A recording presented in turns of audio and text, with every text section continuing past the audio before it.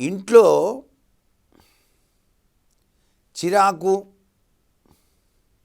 కోపం, మాట్లాడితే తగాదాలు, ఏ పని చేసినా గట్టిగా అరవటం, ఇవన్నీ ఎక్కువగా వింటున్నాం. ఎందుకని? దీనికి నివారణ ఉపాయం ఏదైనా ఉందా అని అడుగుతున్నారు. సహజసిద్ధంగా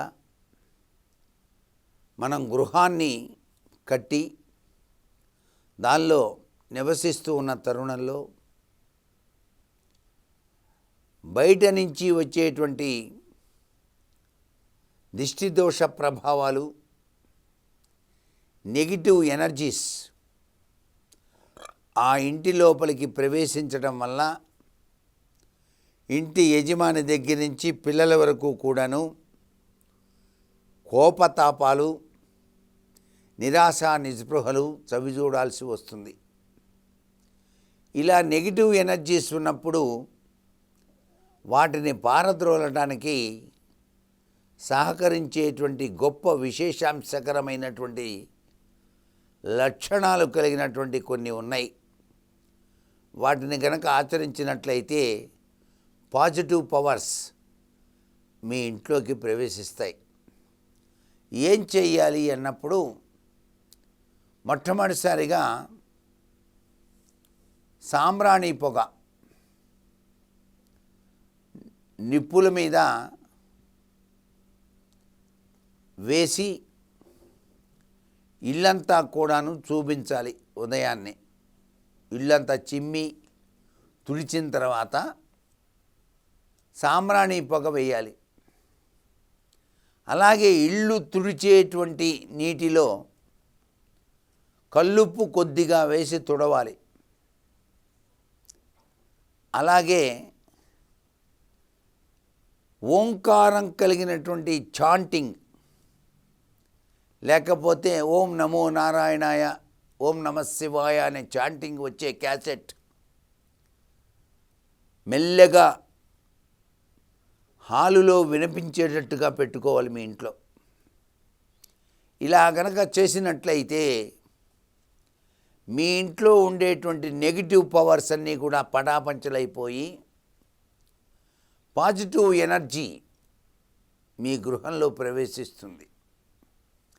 ఇంటిల్లిపాది కూడాను సౌమ్యకరమైనటువంటి మాటలు ఎక్కువ మాట్లాడాలి. అనర్థకరమైనటువంటి మాటలు మాట్లాడకూడదు. వాడి బొంద, వాడు చావలేదు ఇంకా, పొద్దున్న లేచిన దగ్గర నుంచి బొందలు, చావులు అనేవి తిట్టకూడదు. ఏమిటోనండి వారు వెళ్ళారు ఇంకా రాలేదు, వస్తారనుకుంటున్నాను అంటే ఏమైంది మీ సొమ్ము? వాడి బొంద వెళ్ళి చాలాసేపు అయింది ఇంకా చావలా అంటే ఆ పదాల్లో నిగూఢమైనటువంటి నెగిటివ్ ఉన్నది. పాజిటివ్ ఎనర్జీ వచ్చే పదాలే ఎక్కువ వాడాలి. ఓహో ఇవాళ దేవాలయానికి వెళ్ళాలనుకుంటున్నాను కదూ, తప్పనిసరిగా త్వరగా లేచి నిద్రపోయించి లేచి స్నానం చేసి బొట్టు పెట్టుకొని విభూతి రాసుకొని వెళ్ళాలి అన్నామనుకోండి, నిద్ర లేస్తూనే అక్కడ పాజిటివ్ పవర్స్ వస్తాయి లోపలికి. ఓహో ఈయన దైవచింతనతో ఉన్నాడా అని. ఆరోగ్యప్రదమైనటువంటి జీవన విధానాన్ని మీరు కొనసాగించడానికి ఆస్కారం అత్యధికంగా ఉంటుంది సుమా. ఇంటి ముందుకు గోవు వచ్చిందనుకోండి, ఓం శ్రభ్యే నమః అని నోట్లో నుంచి రావాలి వెంబడే. అమ్మా గోమాత వచ్చావా తల్లి అంటూ చాలా ఆప్యాయంగా శ్రభ్యే నమః, శ్రభ్యే నమః, శ్రభ్యే నమః అంటూ ఒక పళ్ళెంలో బియ్యం కానీ పండు కానీ తీసుకొని గబుక్కన ఆవు దగ్గరికి వెళ్ళి 3 ప్రదక్షిణాలు చేసి గంగడోలు ఇట్లా ఇట్లా ఇట్లా అనేసి ఆ గంగడోల్ని ఇట్లా అనుకొని ఆవుకు పెట్టండి. అదృష్టమే అదృష్టం, తెలియని అదృష్టం మీ వెంట వచ్చి తీరుతుంది సుమా.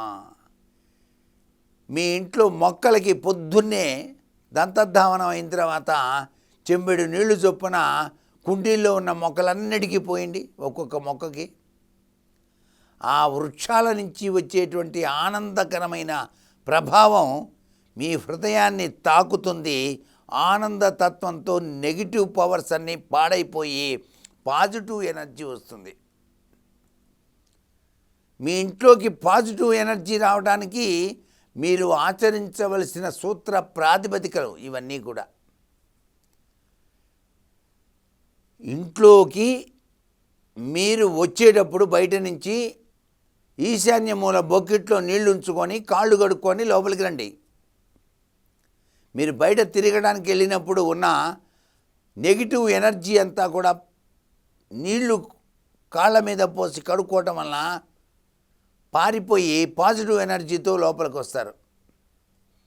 ప్రతి వాళ్ళు వాకింగ్కి వెళ్తుంటారు కదా సహజసిద్ధంగా, పొద్దున్నే మార్నింగ్ వాక్ అని చెప్పేసి. దాని రీత్యా ఇవన్నీ పాటించాలి. అప్పుడే మీకు ఇంట్లో పాజిటివ్ ఎనర్జీ ఉంటుంది. అందరూ ఆనందంగా ఉల్లాసంగా ఆనంద నిలయంగా మీ గృహం మారుతుంది అని చెప్పడంలో ఏమాత్రం సందేహం లేదు. దీన్ని పాటించి తరిద్దామా మరి? సర్వే జనా సుఖినో భవంతు.